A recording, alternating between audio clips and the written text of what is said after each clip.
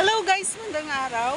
Once again, it's me, Baby Hunter 16. At kung ikaw ay bago pa lamang po sa ating channel, huwag kalimutang subscribe and hit that tiny notification bell para ma-update po tayo pag meron po tayong mga new upload videos. So today, ang ating pag-uusapan mga idol ay ano nga ba yung mga pwedeng makakatulong kumbaga sa babae para, alam mo yun, pampael, kumbaga sa babae. Ayan. So, makakatulong ito sa mga baguhan or kahit sa mga hindi pa babaguhan.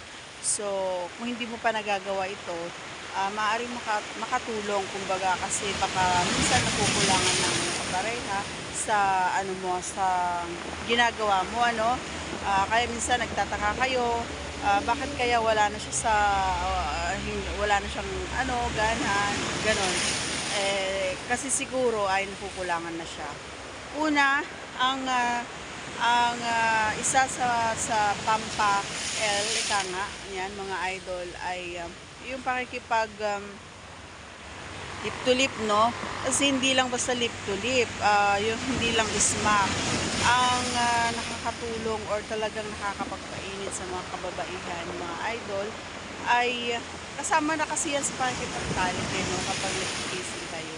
Kasi nga, alam mo kung bakit sinabi ko na makakatulong ito at talagang nakakapagpain kumbaga sa mga kababae. Lalo na kapag ginamitan mo ito ng iyong dila. Oo, yung alam mo yung halos magpalitan na kayo ng laway, alam mo yan, yung parang mauubos na yung inyong hininga sa habang kayo ay naglikan. So, isang bagay yun na talagang nakakatulong na nakakapagpael kumbaga sa mga kababaihan. Ewan ko lang sa iba, no? So, gaya nga ng sinabi ko, hindi naman pare-pare sa mga babae. Okay? So, pangalawa, idol, ay dumako tayo doon sa may bundok, no? Kapag nasa bundok ka, dahan-dahan na medyo imasahe mo ang kanyang bundok, and then wag lang masahe, no? Pwede mo siyang gamitan din ng dila, ayan, or labi habang ang tawag dito, habang ginagawa mo kumbaga yung mga bagay na dapat mong gawin habang kayo ay nagtatay.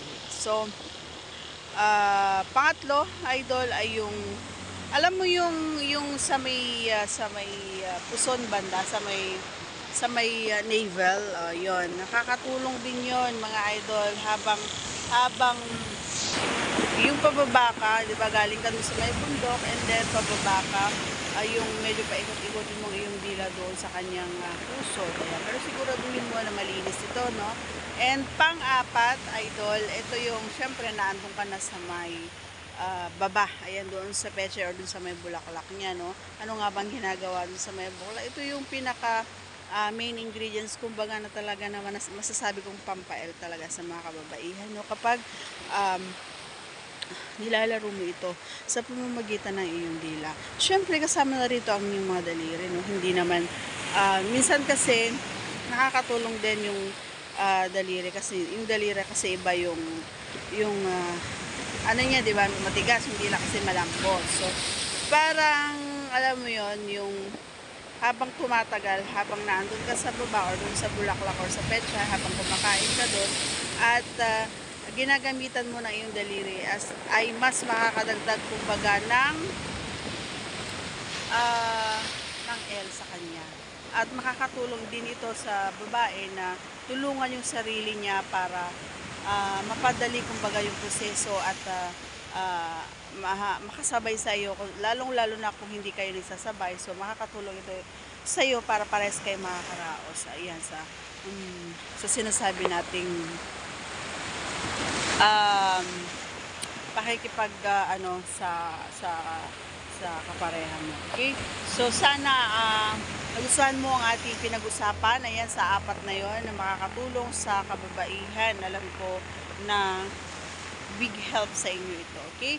So, once again, please huwag kalimutan i-subscribe po ang ating channel and hit the tiny notification bell para ma-update po tayo pag meron po tayong mga new upload videos. Thanks for watching, guys. God bless everyone. See you on our next vlog. Bye!